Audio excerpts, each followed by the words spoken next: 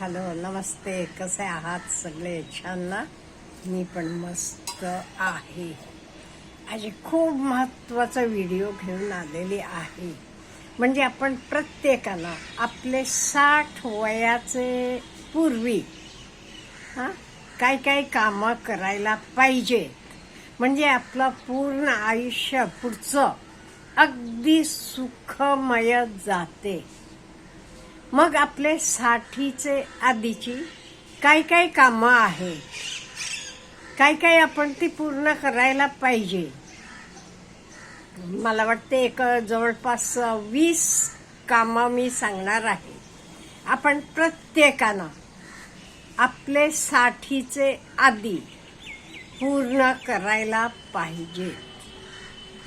पहिली गोष्ट, आपले 60 वयापर्यंत शक्यतो आपले मुलाबाळांची शिक्षण, लग्न हे सगळं उरकायला पाहिजे. आता जरा एखाद्याचा लग्न लेट झालं किंवा मुलं लेट झाली, 60पर्यंत त्यांचं शिक्षण पूर्ण झालं नाही किंवा लग्न झालं नाही, मग त्यांचे शिक्षणासाठी म्हणा, लग्नासाठी काय आपलं बजेट आहे तेवढे पैसे आपण वेगळे बाजूला ठेवायला पाहिजे. हे बघा, होत असलं तरी 60च्या आधी ती सगळी कामं पूर्ण व्हायला पाहिजे. इन केस होते कधी कधी कोणाला लग्न झाल्यावर 15 वर्षांना मुलं होते, अशा वेळी होत नाही. मग त्याचं शिक्षण असेल, अशा वेळी त्याला जे काही लागणार फायनान्शियल खर्च तो आपण बाजूला वेगळाच अकाउंट म्हणून ठेवायला पाहिजे. ही आपण तरतूद करायची. तर झालं. आणि 60चे नंतर आपल्याला काय लागणार आहे तर पण बाजूला ठेवायचं. पेन्शन वगैरे असली की विशेष प्रश्न काही पडत नाही. अदरवाईज तर झालं पहिलं. आणि आपले प्रत्येकाला वाटते आपल्याला स्वतःचं घर असायला पाहिजे. तर कुठे मला राहायचं आहे रिटायरमेंट नंतर, मला कुठे राहायला आवडेल, त्या ठिकाणी आपण आपलं स्वतःचं घर पण 60 वर्षापर्यंत करायचं. झालं पहिलं फायनान्शियल. दुसरं आपलं घर.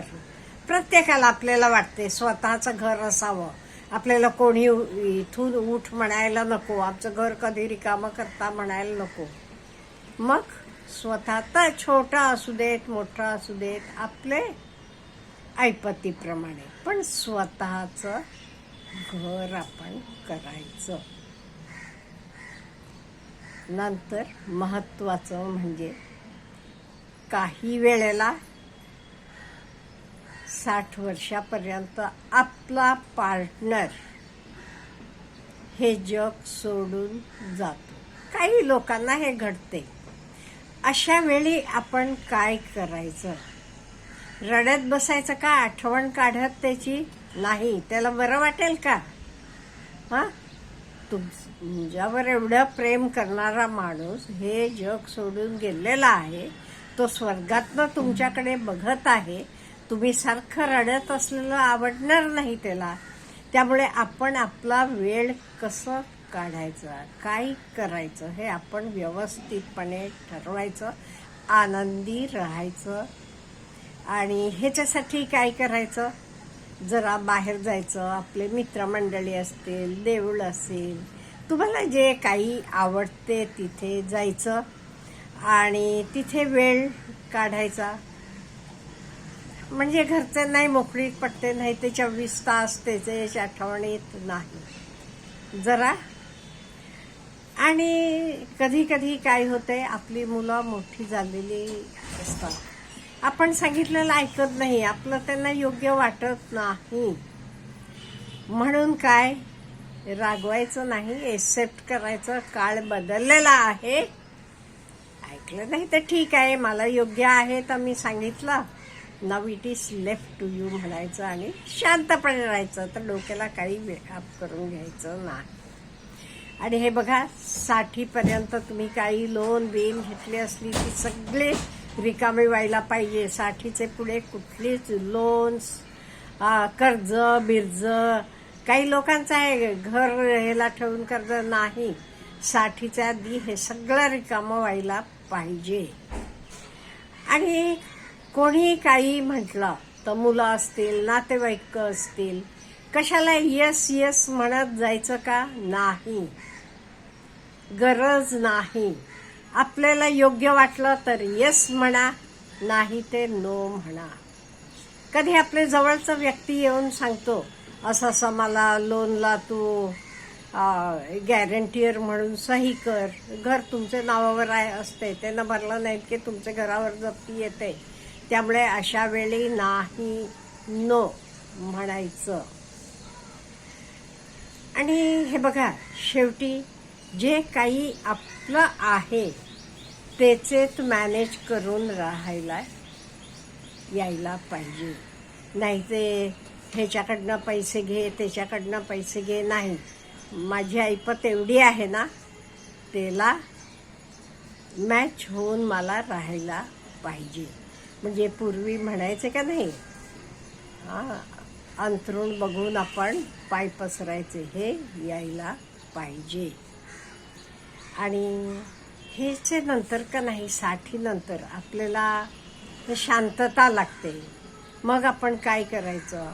ध्यान म्हणा, लेखन, वाचन, तुम्हाला जे काही आवडते ते करायला लागायचं. आणि जे काही छोट्या छोट्या आपल्या इच्छा असतात, कुठे काही खाणं असेल, फिरणं असेल, हे सगळं करायचं, आनंदी राहायचं.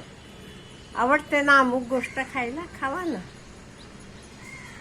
आणि हॉबी मात्र पाहिजे आपली स्वतःचं वेळ योग्य त्यात पैसे मिळायला पाहिजे असं नाही. जे तुम्हाला आवडते त्यातनं पैसे मिळाले नाही तरी तुम्हाला आनंद मिळतो. त्यामुळे असं आपल्याला हॉबी काहीतरी ठेवून घ्यायची आहे. आणि स्वतःचे जवळची माणसं, स्वतःचं म्हणणारे, स्वतः तुम्हाला खरोखर जी लोक आपली वाटतात त्यांचे कॉन्टॅक्टमध्ये राहावा. आणि रात्री झोपताना का नाही कुठले विचार करायचे नाहीत. अगदी हरिनाम घ्या, काही घ्या, पण बाकीचे काही विचार न करता शांतपणानं देवाला थँक्यू म्हणत सगळं दिलेल्यासाठी झोपायचं. आणि शक्यतो लवकर झोपायचं, लवकर उठायची सवय लावून घ्या. आणि आपले आपत्कालासाठी पैसे थोडे लगेच आपल्याला मिळण्यासारखे ठेवायला पाहिजे. नाही ते सगळे आपण FD करून गुंतवले असं नाही. ठेवा FD करून, पण तुम्हाला महिन्याला व्याज मिळेल असं हे करा. सपोज आपल्याला चष्मा घ्यायचा असतो किंवा आणि काही खर्च येतो, अशा वेळी प्रत्येक वेळेला जाऊन मुलांच्या समोर हात पसरायला नकोत.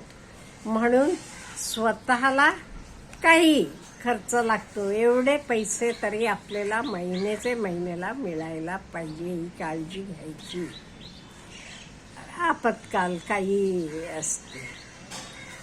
आणि खाण्यावर जरा कंट्रोल ठेवायचा. हो, आयुष्यभर आपण खाल्ले की, त्यामुळे पुढे काय करायचं, तळलेलं म्हणा, अति गोड किंवा अति खारट, तिखट असलं सगळं खाणं कमी करायचं. पाणी, लिक्विड्स वगैरे भरपूर पाणी प्यायचं. आणि रोजचा व्यायाम ठेवायचं.